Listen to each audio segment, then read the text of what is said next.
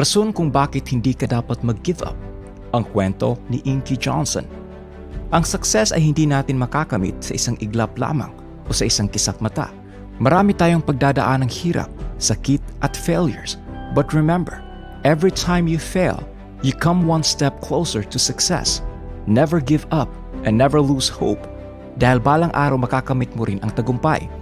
Today we are going to share with you the best motivational video about reasons why we should never give up in life from the greatest motivational speaker, Inky Johnson, na hindi nag-give up sa buhay despite sa napakaraming challenges.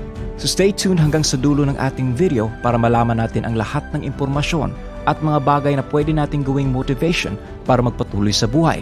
Simulan natin ang kwento sa Inky Johnson motivational speech na nag-inspire ng napakaraming tao sa buong mundo. Si Inky Johnson ay isang football athlete na sikat din noon sa kanilang lugar. Bata pa lamang si Inky Johnson ay pangarap na talaga niyang matulungan ang kanyang pamilya, kung kaya't ang pagiging athlete ang pinili niyang landas, hoping na balang araw magiging isang napakasikat siyang athlete at kumita ng maraming pera para maitaguyod ang kanyang pamilya. Isang araw, nilapitan siya ng kanyang coach at sinabihan na magiging isa na siyang multi-millionaire at ang tanging gagawin lamang niya ay maglalaro lang ng 10-game series ng football. Noong narinig ni Inky Johnson ang balitang ito, ay agad siyang tumakbo sa isang kwarto at tinawagan niya kaagad ang kanyang pamilya. Ang sabi niya sa kanila ay, pagkatapos ng season na ito, ang buhay natin ay hindi na magiging tulad ng dati. Magbabago na ang takbo ng ating buhay. At totoo nga namang nagbago nga talaga ang takbo ng kanilang buhay dahil sa hindi inaasahang pangyayari. Sa unang laro ni Inky Johnson laban sa California football team, ay naipanalo nila ang laban dahil sa isang interception na gawa mismo ni Inky at naging madali lamang sa kanila ang laban na ito. Pero ang pangalawang laro nila laban naman sa Air Force team ay sobrang naging mahirap at pisikal ang laban. Sa laro kasing ito, pwedeng ikaw yung mag-knockout sa kalaban at pwede ring ikaw yung ma-knockout. Gayunpaman, hindi na ito bago kay Inky dahil marami na rin siyang napatumbang kalaban at kumpiyansa na siya sa lakas ng kanyang katawan. Habang nagiging sobrang pisikal na ang laro, ay sinubukan ni Inky na banggain ang isang kalaban niya mula sa harapan at nang mabangga niya ito ay dito niya naranasan ang isang bagay na hindi pa raw niya nararanasan sa buong buhay niya bilang isang atleta. Pagkabangga niya sa taong ito, naramdaman niyang nawalan siya ng hininga, natumba at nawalan din ng malay. Nagkagulo ang kanyang buong team at nilapitan siya ng kanilang coach at isinugod na kaagad sa ospital. Nagising na lamang si Inky na nasa ospital na siya at kaharap na ang isang doktor na pilit siyang tinatanong kung may nararamdaman ba siyang sakit sa kanyang kamay habang may isang doktor pa na nag-i-inject ng gamot sa kanyang kamay din. Ngunit kahit anong gawing inject o tapik sa kanyang kamay ay wala siyang nararamdamang sakit at hindi niya ito maigalaw pa. Dumating naman kaagad ang kanyang ama at ina upang tignan ang kalagayan ni Inky sa ospital at dahil sa hindi kinaya ng kanyang ama ang sitwasyon ni Inky ay lumabas ito at ganoon na rin ang kanyang ina. Pagkalabas ng kanyang mga magulang ay dumating naman ang isa pang doktor at sinabihan ang mga nurse ng hospital na ilipat na siya kaagad sa emergency room dahil kung hindi ay mamamatay na siya. Nang marinig ito ni Inky ay nagulat siya at tinanong ang doktor kung ano ang problema. Ang sabi naman ng doktor ay mayroong internal bleeding sa kanyang dibdib. Kailangan pa umanong ilagay ang isang parte ng kanyang katawan sa kanyang dibdib para lamang masagip ang kanyang buhay. Dumaan ang ilang oras at nakatulog si Inky at sa muli niyang paggising ay kaharap pa rin niya ang doktor na nagsabi na mamamatay na siya at sinabihan siyang may bad news at good news para sa kanya. Gayunpaman, si Inky ay nananatili pa ring positibo na magiging maayos din ang lahat. Ang good news ay nasagip ng mga doktor ang kanyang buhay, ngunit ang bad news naman ay mayroon siyang nerve damage sa kanyang kanang balikat na maaaring hindi na nga siya makapaglaro pa ng football ulit sa buong buhay niya. Nang marinig ito ni Inky ay biglang gumuho ang kanyang mundo at ang sabi niya ay hindi ito pwede. I'm 8 games away from helping my family. Please not now. Hindi pwedeng masira ang career ko. I've been doing this since I was 7 at hindi pwedeng hindi ko matulungan ang pamilya ko. Naging sobrang emotional ni Inky Johnson sa ospital at naramdaman din niya ang kaba sa kanyang dibdib dahil sa sinabi ng doktor na baka hindi na nga siya makakapaglaro pa ng football. Gayunpaman, ang sabi pa rin ng doktor ay hindi na raw magiging pareho ng dati ang kanyang mga kamay at hindi na siya makapaglalaro pa ng football kailanman. Binigyan din siya ng surgery options na kailangan niyang pagdaanan. Una ay pwedeng umanong tanggalin ang isang muscle sa likod ng kanyang kaliwang paa at ilagay ito sa kanyang kanang balikat. Pero mayroong possibility na humina rin ang kanyang kaliwang paa at ganoon na rin ang kanyang kanang balikat for the rest of his life.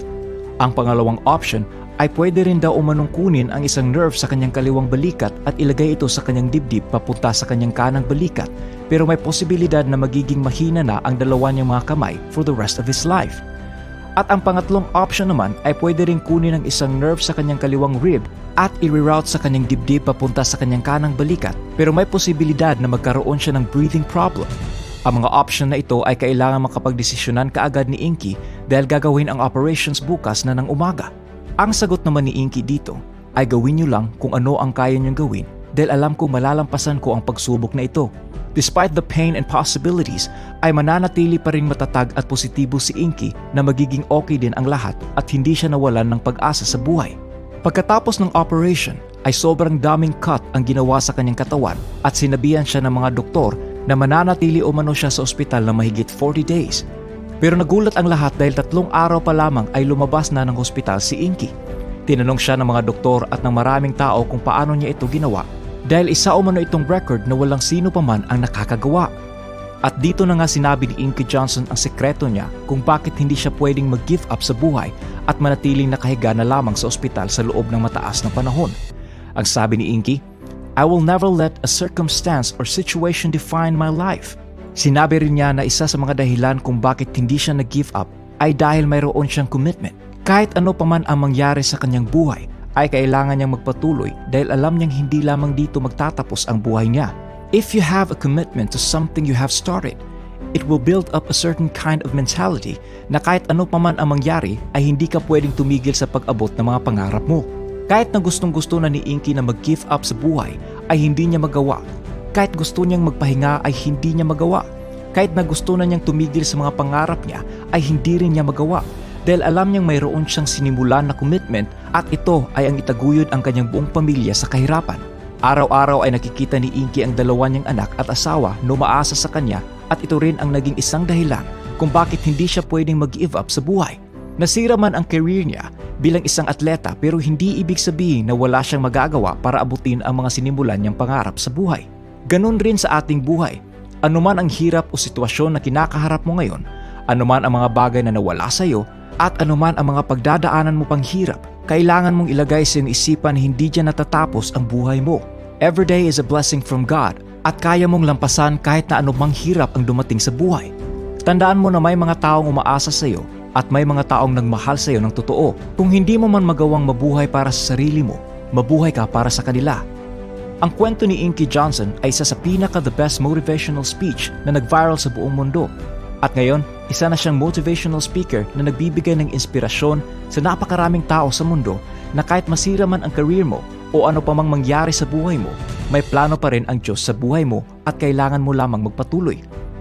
Kahit na sinabihan siya ng doktor na hindi na niya magagamit ang kanyang kanang kamay kailanman, ay iniisip pa rin niyang magagamit niya ito bilang isang inspirasyon sa marami na kahit mahirap man ang sitwasyon niya, pero kaya pa rin niyang baguhin ito para sa ibang tao. Be an inspiration to many and make your life an impact to everyone around you. Lahat tayo ay nahihirapan at lahat tayo ay may problema. Pero kung kaya ng ibang lampasan ang mga problema, ay kayang-kaya mo rin. Maaabot lamang natin ang totoong success sa buhay kapag hindi tayo tumigil sa pag-abot nito. Kahit ano pa man ang maging hadlang at kahit ano pa man ang pagdadaanan nating hirap sa buhay. At dyan nagtatapos ang ating video tungkol sa rason kung bakit hindi ka dapat mag-give up. Istorya ni Inky Johnson. Kung nagustuhan mo ang video natin ngayon, ay pwede mong i-share sa lahat ng kakilala mong gusto nang mag-give up sa buhay. Be a blessing to them by letting them know na hindi nagtatapos ang buhay natin sa konting problema lamang. For more related videos, click on the link below. Thanks for watching and God bless.